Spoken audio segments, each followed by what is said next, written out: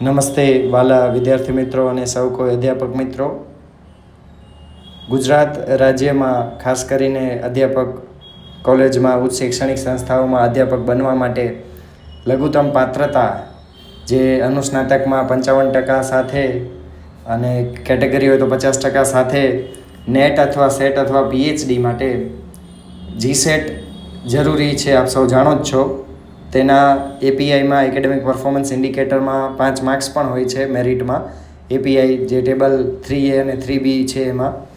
તો વર્ષ 2025માં દર વખતની જેમ વર્ષ 2025માં જીસેટ 16 નવેમ્બર 2025ના લેવા જઈ રહ્યું છે સ્ટેટ એજન્સી MS યુનિવર્સિટી, જેના ફોર્મની તારીખો બહાર પડી ચૂકી છે. તમે વેબસાઇટ ઉપર જોઈ શકો છો.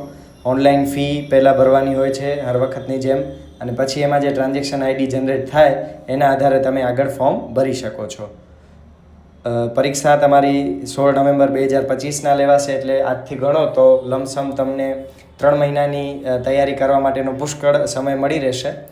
અને જો યોગ્ય તૈયારી કરો કન્સેપ્ચ્યુઅલ ક્લેરિટી સાથે, અને ખાસ કરીને PYQsના તમે પ્રશ્નપત્રો, ભૂતકાળના પ્રશ્નપત્રો સોલ્વ કરો, જે બંને અવેલેબલ જ છે વેબસાઇટ ઉપર.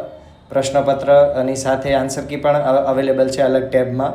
તો એનો જો તમે યોગ્ય રીતે આયોજનબદ્ધ તૈયારી કરો તો 3 મહિના મોર ધેન ઇનફ છે આરામથી જીસેટ એક્ઝામ પાસ કરવા માટે.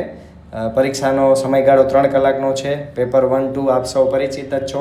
ખાસ કરીને નવા વિદ્યાર્થી મિત્રો જે લોકો પહેલીવાર આપશે એમને એક મારી ખાસ અરજ છે, વિનંતી છે કે હંમેશા પહેલાં ઇન્ફોર્મેશન બુલેટિન અક્ષરશ વાંચવું, કારણ કે એ વસ્તુ આપણે લાગુ પડશે. તમે લોકો નવા છો, એનો જૂના વિડીયોઝ ચેનલ ઉપર અવેલેબલ છે, પણ તમે ખાસ વાંચો એટલે તમને ખબર પડે.